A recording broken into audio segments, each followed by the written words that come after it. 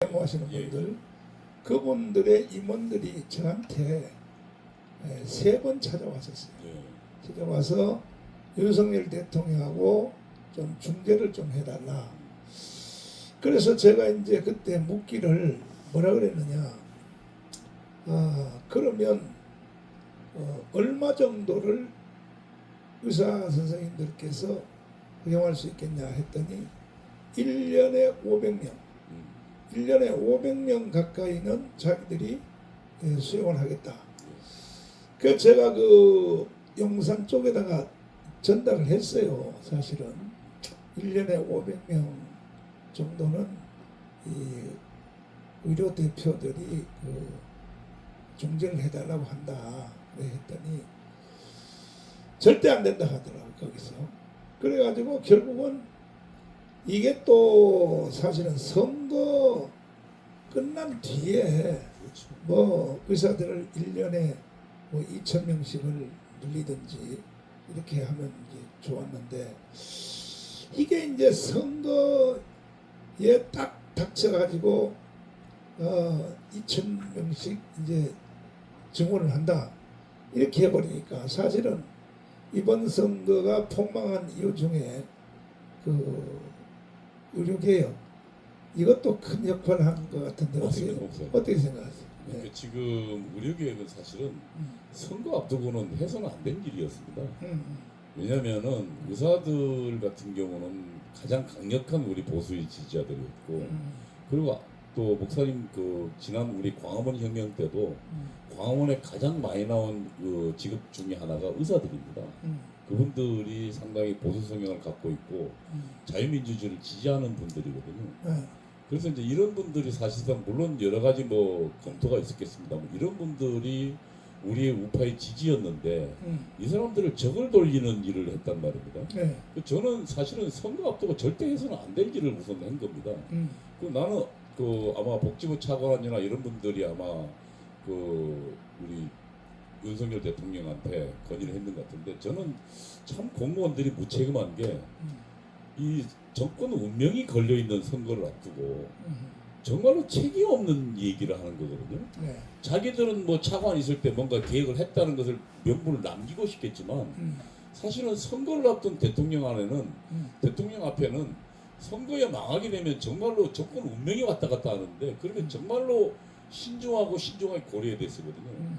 그런데 이제 그 뭐 대통령께서 뭐 이렇게 그 귀에 대고 설득해가지고 갑자기 의료계를 하는데, 그리고 아까 황금선 장군이 말씀하셨지만 필요하다면 사실상 의료 내부의 여러 가지 의료계와 그 다음에 정부와 합동으로 여러 가지 세미나와 전문가들 자담 이걸 통해서 국민적 합의를 컨센서스를 이루는 과정이 있어야 됩니다. 그리고 충분히 우리 지지층, 아니 우리 지지층인데 지지층을 그 100% 등 돌리게 해도 되겠습니까? 저는 그래서 우선 첫 번째 설정이 잘못됐고 그 다음에 퇴로가 없어져 버렸습니다. 지금 가장 그 윤석열 정부도 그렇고 의료계도 그렇고 이미 퇴로가 없어져 버린 상황이거든요.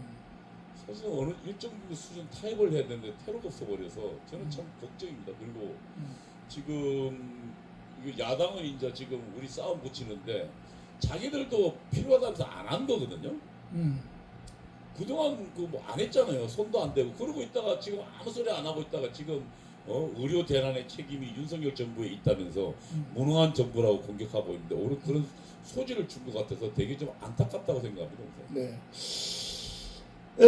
지금 그 여기 또 댓글에 이제 한동훈이 문제야 하는 이 말이 또 나왔는데, 우리 황 위원장님 또 한동훈에 대한 주제가 지금 오늘은 방송을 저희들이 주도를 하지 않고 여기에 이제 댓글에서 올라오는 이 댓글 내용을 중심으로 방송을 하겠습니다. 한동훈이가 문제다. 한동훈이가 뭐가 문제가 같습니까? 저는 뭐 여러 번 말씀드렸습니다만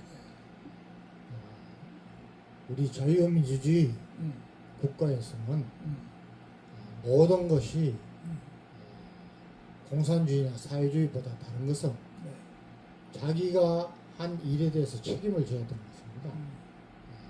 저는 한동훈 뭐 지금 현재 국민 대표가 잘못했다고 본 것은, 첫째는 법무장관을 하면서 해야 할 일을 하나도 안 했습니다. 제가 보기에는. 네. 문재인 정권 들어서서 적폐청산이라고 얼마나 많은 인원을 구속시키고 이렇게 했습니까? 네.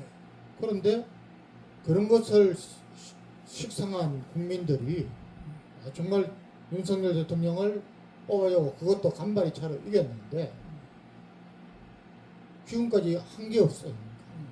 첫째는 그게 잘못됐고 그런 상황 하에서 또 비대위원장을 맡아가지고 총선을 거의 뭐 승리를 당연히 이끌어서야 할 총선을 또 망쳐놓았습니다.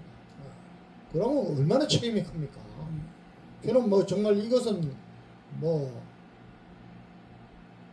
윤석열 대통령 개인적으로 봐서도 크게 참 불운한 거고 우리 국민들로 봐서도 불운한 거고요. 그러면은 책임질 줄 알아야 되는데 또 책임감은 그냥 바로 또 당대표로 나와가지고 네?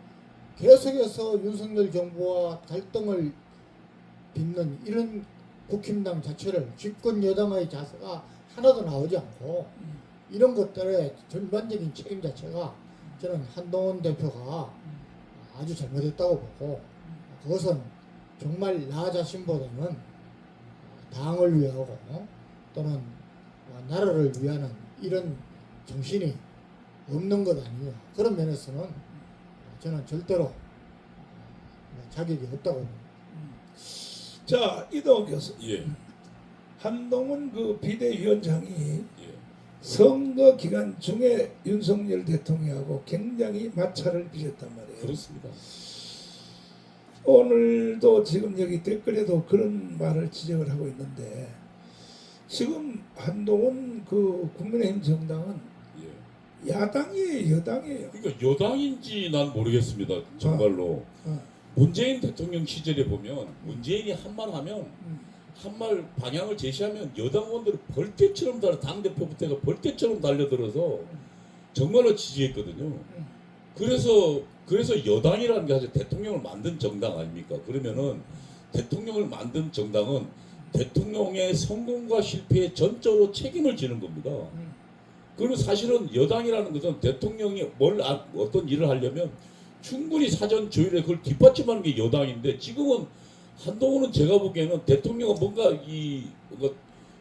서로 각을 하는 게 자기가 사는 줄 아는데 지금 여론의 평가가 정확하게 24% 하다가 지금 당대표 난 뒤에 지금 14%까지 떨어졌습니다.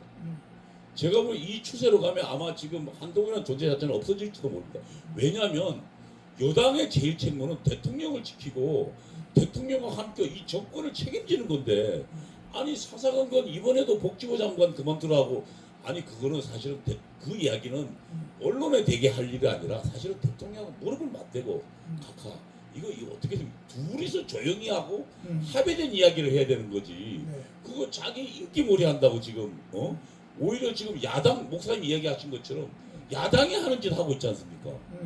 아니 법무부 장관 할 때는 자기가 명색히 해야 될래 안 하고 인기몰이만 하다가 그 다음에 지난번 그 당대표 때 공천 자기가 100% 다 했습니다. 목사님 그거 아시잖아요. 그렇죠. 그건 네. 네. 김건희 여사가 무슨 공천 개입을 해요. 자기 사람들 다 떨어졌는데 네.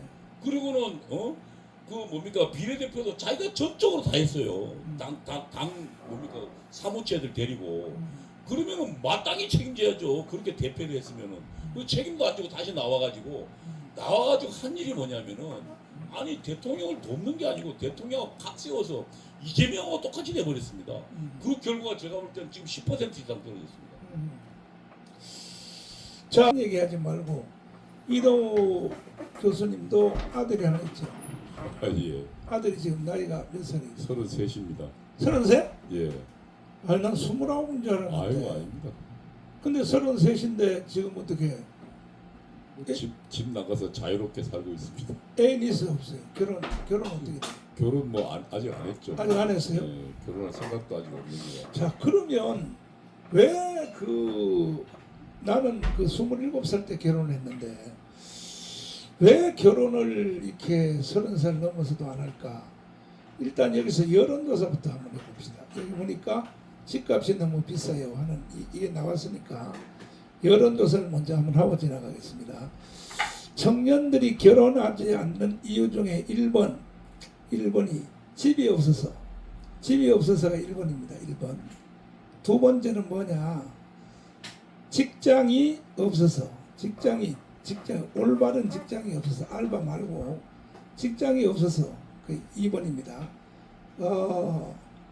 그 다음에 3번, 비슷한 얘기지만 돈이 없어서 3번입니다. 그 다음에는 4번은 마땅한 그 배우자가 없어서, 자 다시 한번 정돈하자면 집이 없어서입니다. 집이 없어서. 여기 다 1번 집이 없어서로 또 나오네. 집이 2번도 가끔 나오는데. 2번도 나와요. 네. 집이 없어서. 2번도 좀 있습니다. 1번, 2번이 대선에. 집이 없어서 3번도 가끔 나오고 3번도 나오고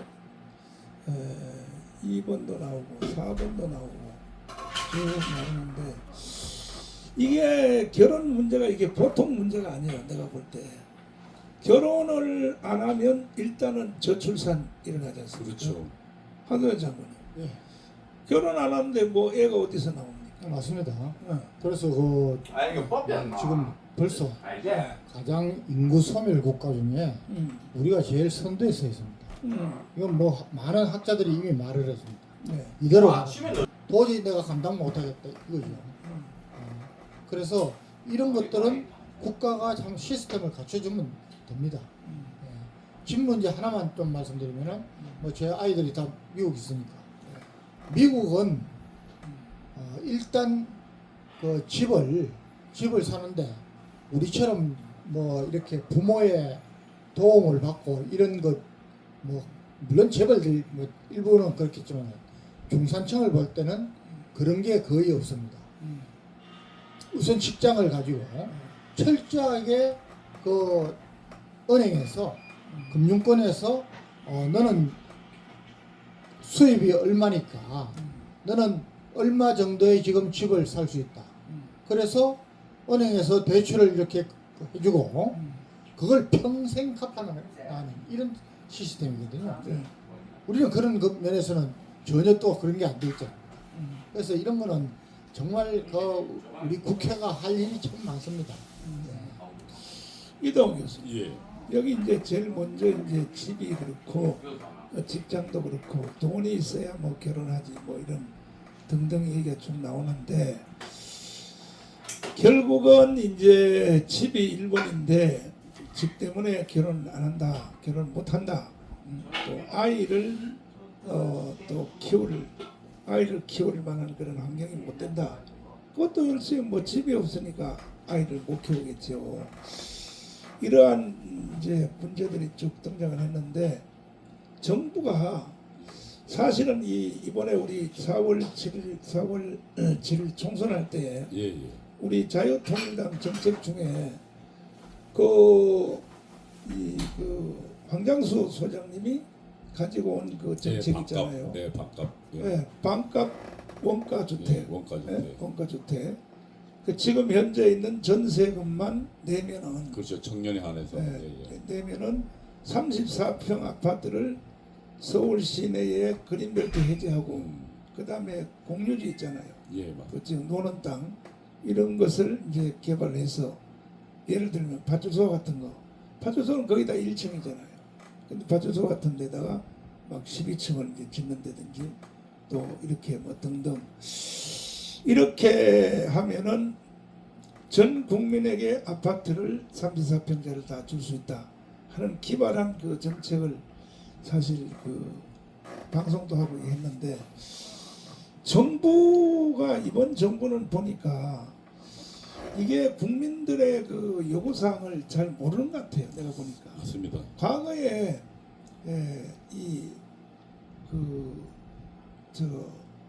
노태우 정부나 예. 김영삼 정부 이럴 때도 보면 분당이라든지 일산이라든지 그렇죠. 대형 왜냐하면 다 그 통계청에서 나오는 거 아닙니까? 특히 노태우 정부 때도 아주 획기적으로 많이. 획기적으로. 예.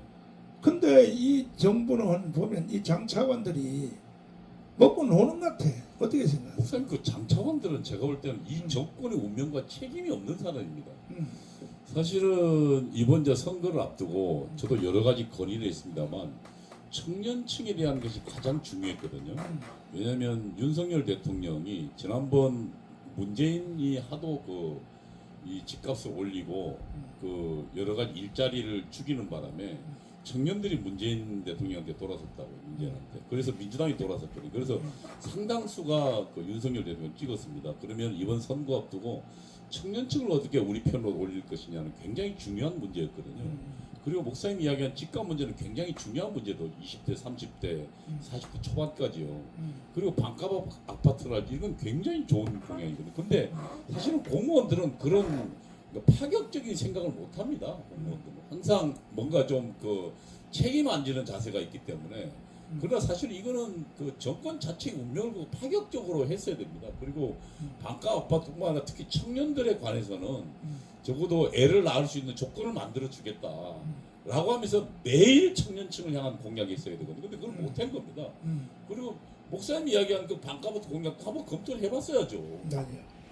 그래서 아니 다른 당도 아무리 다른 당이라도 특히 우리 자유통일당 좋은 제안이면 자기들 가져갔으면 우리가 그거 가지고 뭐 시비를 걸겠습니까, 목사님? 예?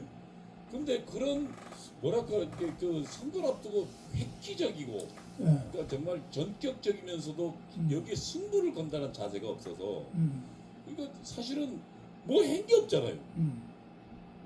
이번에 또 그 앞두고 사실 그 여론조사를 해보니까 물가 때문에 고통을 많더라고요. 그 물가 때문에. 그러면 저는 어떤 제안도 했었냐면 차라리 그러면 물가에 영향을 많이 미치는 그 품목들에 대해서 한 2, 30까지 아예 부가세를 한시적으로 좀 그 유예해버려라. 부가세 10%잖아요. 10%만 빠져도 물가가 굉장히 좀 떨어지거든요. 이런 것도 못하고 하여튼 보니까 이 뭔가 이 정권에 대한 그러니까 책임을 지지 않는 그러니까 공무원들이 사실은 이 비서실장부터 청와대 장관들 다 공무원들이지 않습니까? 그래서 저는 실패했다고 보는 거예요. 그 청년들 대책도 안 나온 거죠, 그러니까. 그다음 제가 이제 김건희 여사님을 특검하자 하니까 이제 여당에서는 뭐라 그랬냐? 그러면 김정숙 여사님 또 권양숙 여사님 같이 하자 특검 이렇게 이제 나오거든요. 그러면 김건희 여사님이 뭐 여기에 무슨 뭐 지갑 그거 뭐 기증받았다 또 뭐 별 이제 얘기가 또 다 나오지 않습니까? 나오는 거 하고 아니 그 김정숙 여사님이 대통령 없이 혼자서 단독 대통령 전용기를 타고 인도를 가서 그렇죠. 방문해가고 말도 안 되는 짓이었죠. 이런 거 하고 김건희 여사님이 한 거 하고 어느 게 더 크죠? 아니 한 게 뭐가 있습니까? 목사님 한번 생각해 보십시오. 지난 대선 때 아니 대통령 후보 부인을 모욕해도 유분수지 술집 여자라고 했잖아요. 네. 그 녀석 잡아서 촉쳤어야 돼요, 목사님. 그 김건희 다 도망갈 게 아니고. 그런데 그거 끝까지 추적해서 그 말한 사람 거짓말한 자들 그리고 그때 비아냥 그랬던 애들 전부 다 책임 물었어야 되거든요. 그 못하고 지금 자꾸 도망가는 그리고 이 우리나라 언론도 이상한 게 자꾸 아니 지금 이제까지 나온 연구인 중에 가장 똑똑한 여자입니다, 목사님. 대학도 잘 제대로 나왔고 그리고 사회활동도 열심히 하고 그리고 열심히 자기 공부해서 어쨌든 박사학위도 받고 했던 사람이거든요. 아니 그런 사람이 아니 맨 처음에 나올 때는 무슨 술집 여자라고 몰더니 나중에 그 말도 되지 않는 지금 전에 도이치모터스 사건 같은 경우도 문재인 때 목사님 벌써 2년 내내 판사건입니다. 사실은 그랬으면 이거는 도망갈 게 아니라 그러니까 지금 윤석열 대통령 주변에 정치적 판단을 못한다는 게 이거는 도망가면 뭔가 있으니까 자꾸 도망가는 것처럼 보이거든요. 아시다시피 김정숙은 목사님 방금 이야기했지만 아니 대통령도 아닌 그것도 영부인 여자가 그것도 자기 초청도 안 했는데 역으로 외무부 시켜가지고 자기 초청으로 시켜가지고 공작해가지고 그것도 자기 버킷리스트 중에 하나인 인도로 날아가서 혼자 가서 이게 말이나 됩니까? 그리고 그동안 김정준 교사 이번에 최근에 나왔습니다, 목사님. 예? 자기 그 옷 사는데 전부 관복권을 줬다는 거 아닙니까? 관복권이라는 게 정부에 지급하는 돈이거든요. 띠채 있는 거 이거로 줬다는 게, 그러면은 그 옷을 그러니까 자기 돈으로 안 사 입고 정부 돈으로 특활비로 샀다는 얘기인데, 그것도 옷을 누가 조사해 보니까 매번 막 그것도 전부 그 뭡니까 불란서의 아주 명품에 수백 가지 옷을 입었다는 거 아닙니까? 네. 그 몸매도 그 우리 김건희 여사는 그래도 옷을 입으면 맵시가 나오잖아요. 근데 거기는 뭐 제가 참 몸매 가지고 이야기해서 그립니다만 뭔가 좀 이 돼지한테 뭘 입혀놓은 것처럼, 아니 그런 여자가 그 알록달록 옷 입고 다니면 꼴불게 있던데, 사실은 이번에 이 그 국민의힘이 정말 무능하다는 게 네. 지속적으로 공격했어야 되거든, 야당 시절에. 그거 공격 못하니까 지금 이렇게 그 김건희에서 막고 있는 겁니다. 사실은 뭔가 실체가 드러난 게 하나도 없죠. 딱 하나. 이번에 그 뭡니까 그 백도 그것도 아버지 선친하고 인연 있다 가지고 백이 아니라 지갑이라고. 예, 지갑. 북한 공작원 북한의 지령을 받은 최정이라는 친구가 말이에요. 북한의 지령을 받은 놈이 공작을 한 건데, 그것도 1년이나 후에 그거를 터뜨리고, 그것도 성갑고 터뜨리지 않습니까? 그게 제가 보기에는 공작한 거거든요. 그 사실은 당한 겁니다. 물론 그 주의를 못한 건 있지만, 그렇다면 완전히 다른 문제, 김종석 완전히 다른 문제입니다. 이거를 지금 계속 도망다니니까, 그러니까 저는 지금처럼 오히려 영부인이 자기 진문명을 내보내둬야 돼요. 김건희 여사님은 크게 나눠보면 딱 두 가지 같은데, 하나는 뭐냐, 결혼 전에 있었던 그 주가 조작. 황 장관님, 도이치모터 사건이요. 그 주가 조작은 결혼 전에 있었던 거 아닙니까? 예. 근데 그걸 지금 와서 그걸 계속 물고 늘어진다. 어떻게 지금도 생각하세요? 그 법조인들이 그 신문 방송에서 이야기하는 것은 네. 김건희 여사의 그 국가 조작 이것은 공소시효도 넘었고 표시 지났고 그다음에 대통령 되기 전에 그리고 또 결혼도 하기 전에 일이다. 이렇게 전부 이야기를 하거든요. 그래서 뭐 전부 이런 거 생채기를 내기 위해서 이렇게 하는 것. 저는 뭐 우리나라의 사법 체계가 네. 정말 근본적으로 이런 잘못된 것에 대한 엄정한 처벌이 없기 때문에 겁이 없는 겁니다. 어쨌든 그 이 가방을 어쨌든 반납하고, 그러니까 그 국고로 넣고, 그 다음에 지속적으로 그 1년간 요구가 있었다지 않습니까? 왜 그 가방 안 들고 나오십니까?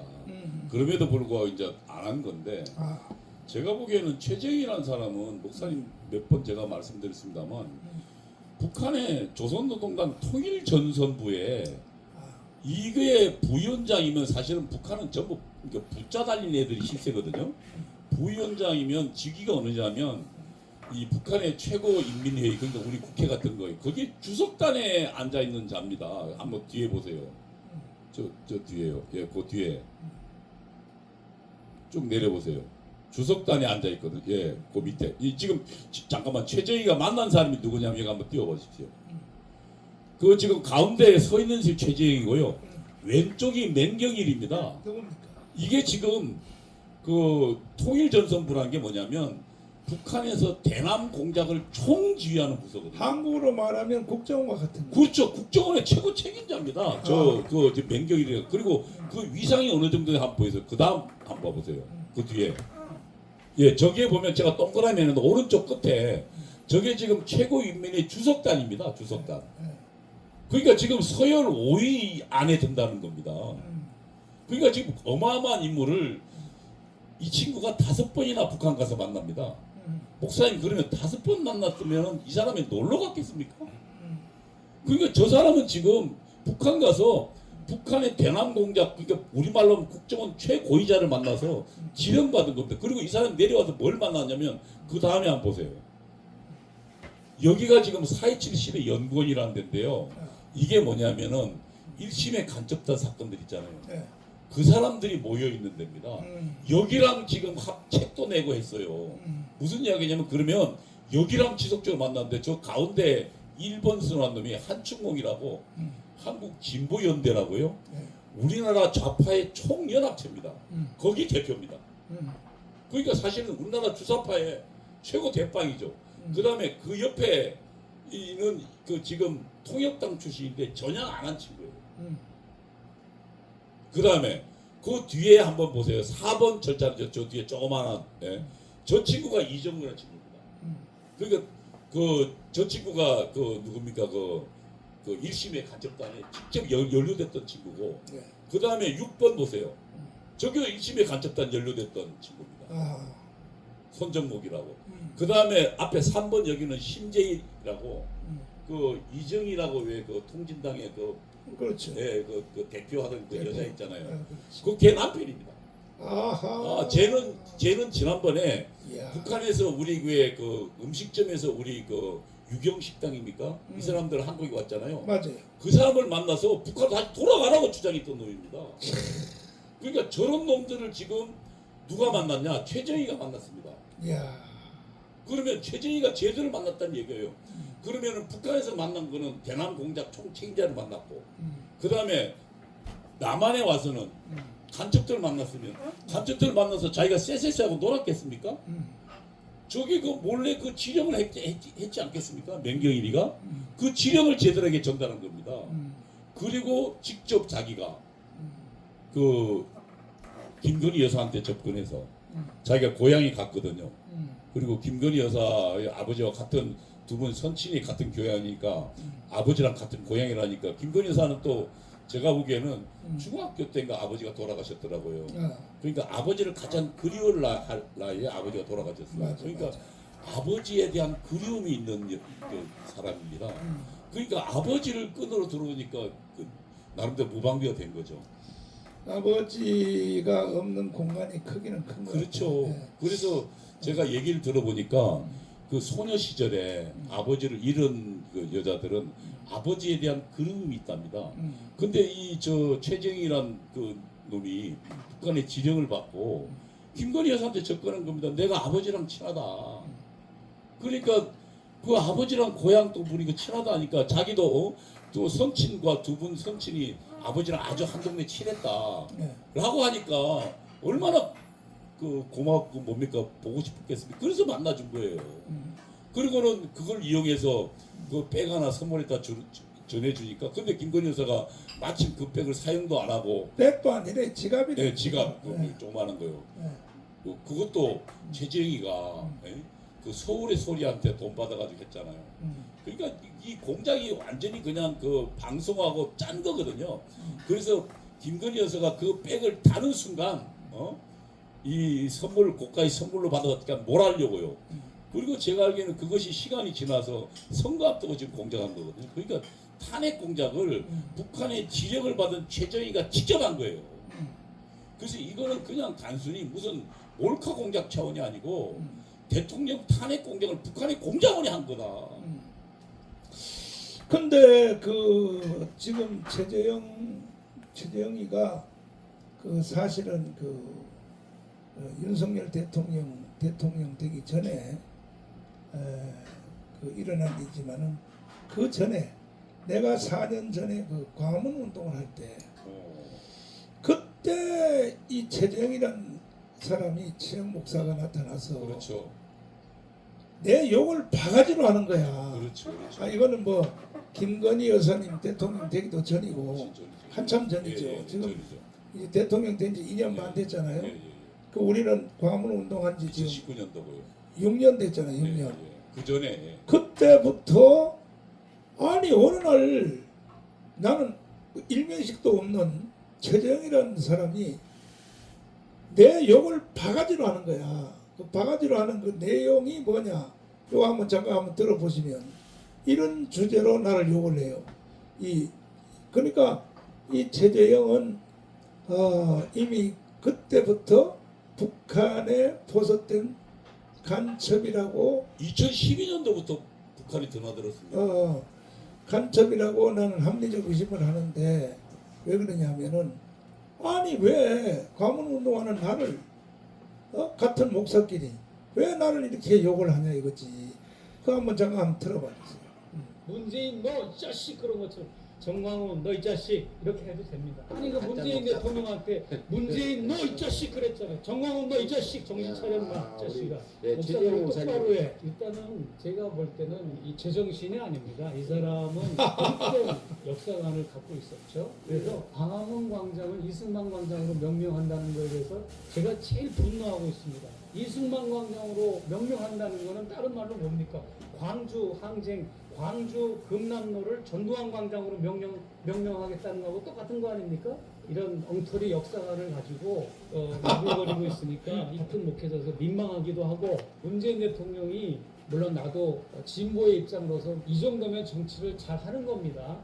뭐 정광훈이라는 사람은 문재인이 나라를 김정은한테 갖다 바친다, 뭐 곧 조금 있으면 빨갱이 나라가 된다 등등 이런 거 하는 게 그게 어디서 영향을 받아서 그런 걸 얘기하나요? 그러니까 이제 찬동을 하는 거죠. 사실은 아닌데 알면서도 혹세무민 하니까 나쁜 거죠. 말이 안 되는 거죠. 자, 정광훈 목사를 통해. 여기서 지금 두 가지인데 하나는 뭐냐?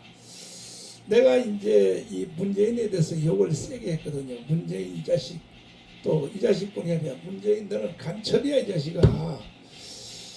그런데 이게 문재인이 간첩이라는 것이 거의 지금 드러났잖아요. 그렇죠. USB 넘긴 거 그거 간첩 아닙니까? 간첩이죠. 네. 그 다음에 또 문재인 아버지가 학도병한테 그 포섭된 거 있잖아요. 그거.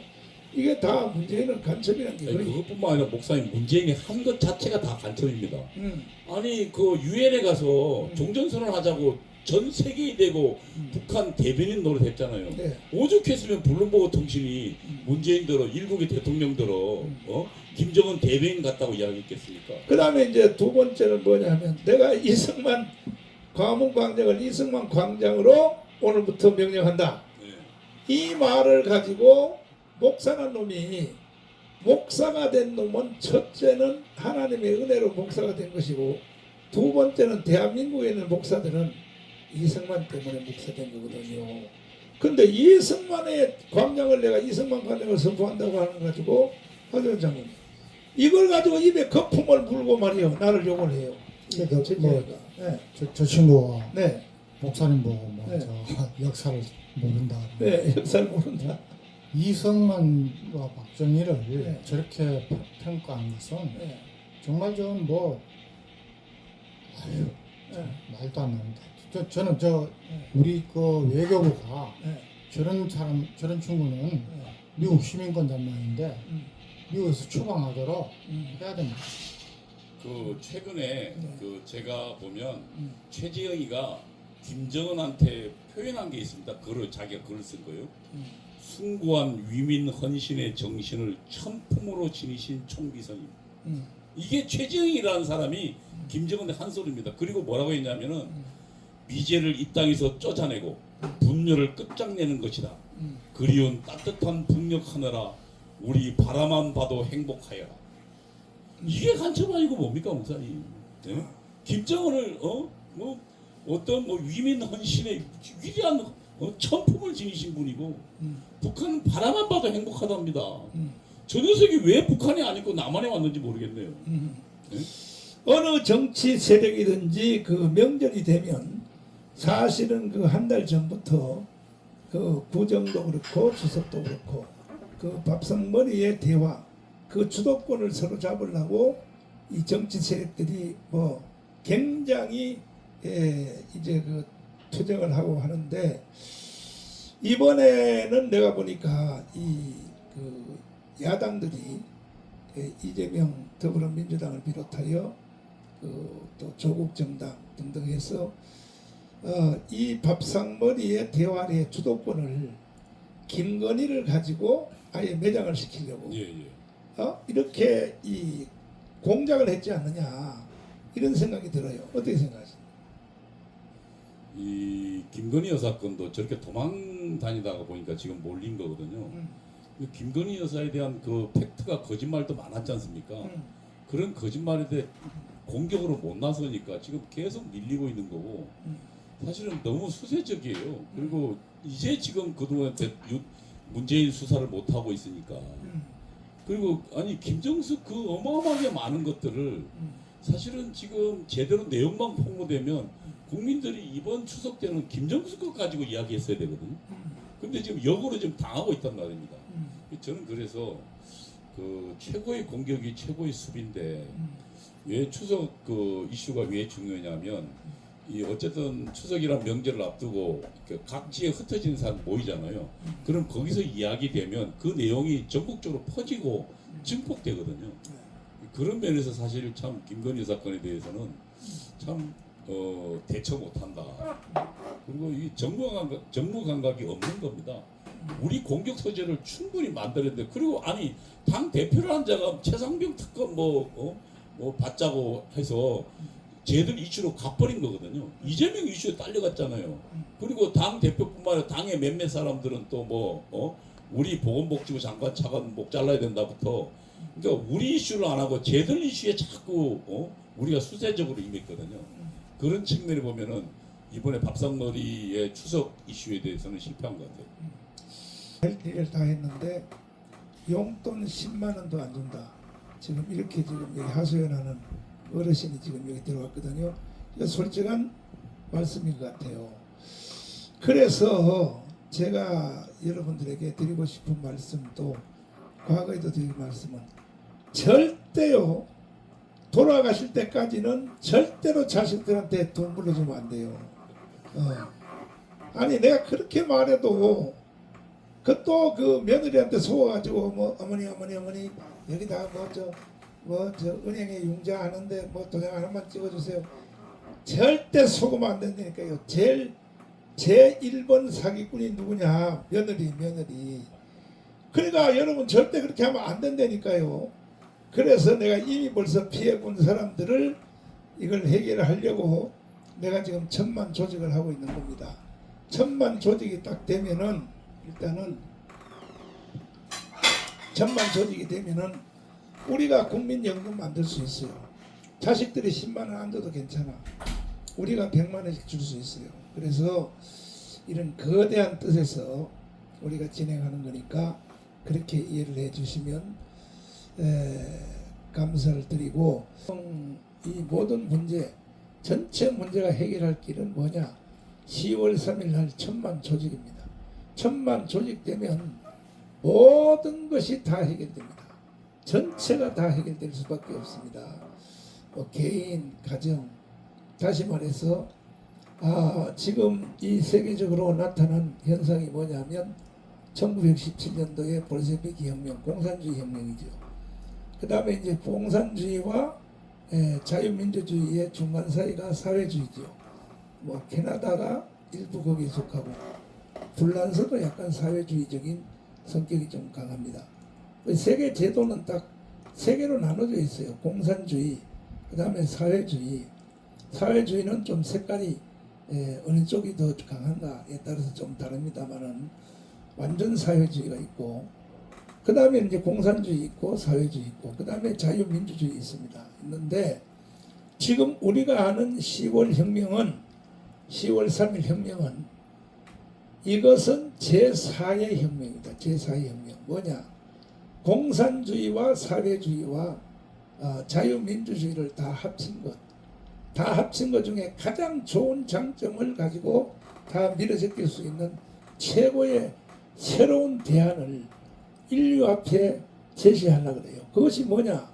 일단은 인간은 기본적으로 현재 대한민국 같으면 한국은 지금 한 달에 32만 원 국가연금 주지 않습니까?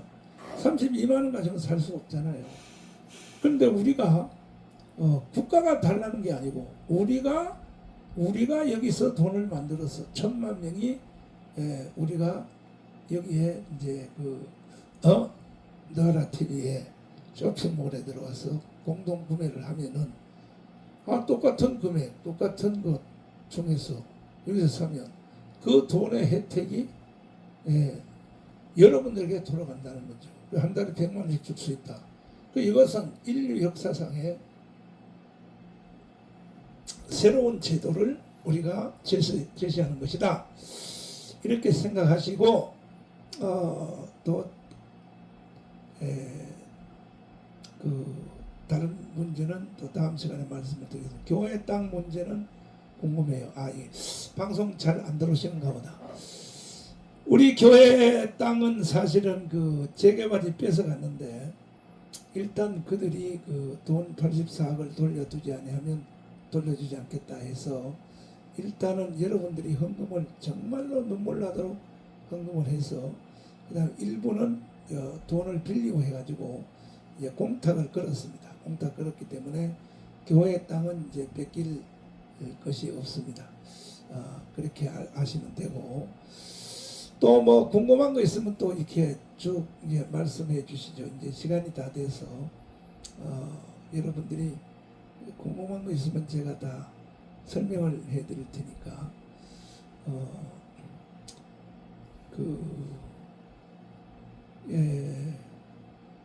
기독청 이루어지는 날 잔치국수 당연히 잔치국수 주지요. 그건 뭐 주고 말고죠. 예. 그 다음에 사랑제일교회 저도 헌금했습니다. 아이고 감사해요. 너무너무 감사해요. 그래서 다 힘이 합쳐져서 이 이청근 박사님에 대한 얘기 질문이 들어왔는데 이청근 박사님은 그때 우리 교회 함께 있었던 김국성 선생님 북한 정찰총국에서 탈북해서 한국에 오신 그분하고 부딪혀가지고 그 이청근 박사님이 우리 교회를 안 나오고 있습니다. 제가 사실은 뭐 여기 이동호 교수님도 가서 설득을 하고 김학성 교수님도 설득하고 우리 집사람도 가서 설득했는데 그래서 우리 교회 장로를 세운 것이 너무 빨랐구나 하는 그런 생각이 듭니다. 그래서 이 신앙의 최후는 뭐냐? 순종이거든요. 순종요. 목회자에게 순종하는 게 최후에 해야 될 일입니다. 그래서 신앙이 너무 부족한 분을 내가 교회 장로 세웠구나 하는 생각이 아쉬움이 있습니다. 그래서 그 이청근 박사님은 우리 교회에 안 다니고 있습니다. 안 다니고 있고 김구선 선생님은 왜 안 나와요? 근데 김구선 선생님은 국정원의 소속입니다. 그래서 국정원에서 2년 동안 내가 전국에 다니면서 영설하고 하니까 너무 비밀이 많이 까발려진다 그래서 국정원에서 안 보내줘요. 국정원에서 안 보내줘서 김구선 선생님도 지금 방송 출연을 못하고 있는데 여기 우리 전요셉에 대한 여기 댓글이 많이 올라오는데 우리 전요셉이가 지금 그 설교하는 영상이 제 다음으로 올라갔어요. 제 다음으로 그릭 숫자가 제 다음에 이제 기저귀 찬 봉사입니다. 기저귀 찬 봉사가 지금 제 다음으로 지금 그릭 수가 올라갔어요. 그 다음에 또 제 2탄 저 강원에서 춤추는 것도 지금 올라갔는데 다시 한번 우리 전요셉 기저귀 찬 봉사 기저귀 찬 봉사 한번 또 보겠습니다. 여러분 또 가족 집집마다 보면서 정강 목사 손자가 이게 내가 볼 때요 키워보니까 이게 나시린이에요. 나시린 벌써 이게 달라요. 성별돼 있어요. 내가 보니까 오는 것도 다르고 땡땅 부리는 것도 달라요. 종류가 달라요. 벌써 딱 내가 보니까 그래서 우리 전요셉 우리 설교하는 거 내 설교하는 걸 주일날 설교하는 걸 집에 가서 흉내내는 거 한번 또 한번 보시면서 한번 웃으시길 바랍니다. 가.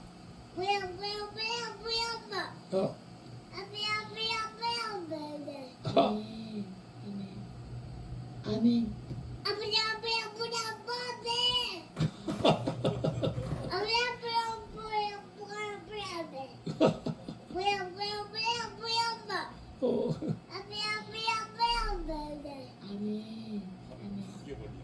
아멘.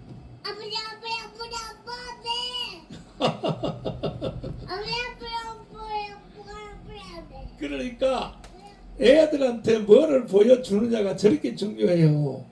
할아버지가 그 설교하는 걸 집에 가서 흉내내는 거예요. 흉내내는데 꼭 높은 데 올라가서 해요. 높은 데 올라가서 지금 우리 집에 와서 지금 소파 위에 올라가서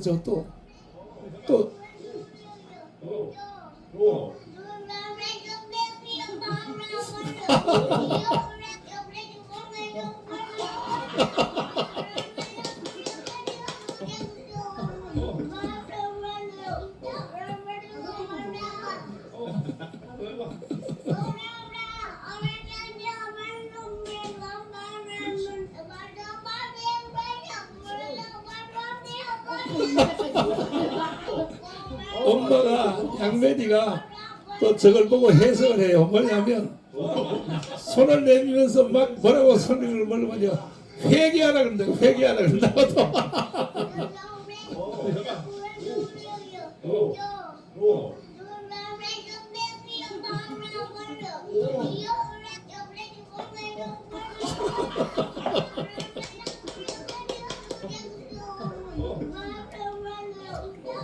자, 이걸 내가 보여줬더니 어떤 분이 또 나한테 비방하는 사람도 있어요.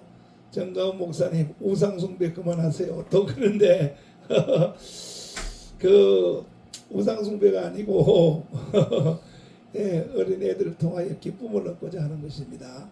그렇게 이제 하시기를 바라고. 지금 우리 요셉이는 2살도 안 돼서 말을 못해요. 말을 못하는데 자기 생각 속으로는 말을 다 하는 거야. 말을 하면서 저렇게 소리를 지르는 거예요. 예. 자, 이제 우리 이도 교수님부터 마지막 말씀 한마디 하시고 이제 방송을 마치도록 하겠습니다. 네. 예, 저는 명절에 목사님께 배운 게 큰 게 있습니다. 이 명절에 온 국민이 우상에 절하는 것을 안타까워하는 마음, 그것이 정말 우리 기독교인들이 가져야 할 마음이 아닌가. 하나님께서 우리가 복음화에 정말로 더 나아가야 할 책무가 거기에 있지 않은가. 명절만 되면 그 안 하던 사람들 다 집에 가가지고 향 피우고 제사 지내고 하거든요. 평생 하지도 않던 사람들이. 어쨌든 이런 문화들을 우리가 천만 조직과 또 민족 복음화를 가지고 정말 하나님이 원하시는 것 일궈내야 하지 않을까. 목사님 마음 그리고 하나님 마음 우리가 기쁘게 해드려야 된다는 생각을 명절 맞으면서 계속 하게 됩니다.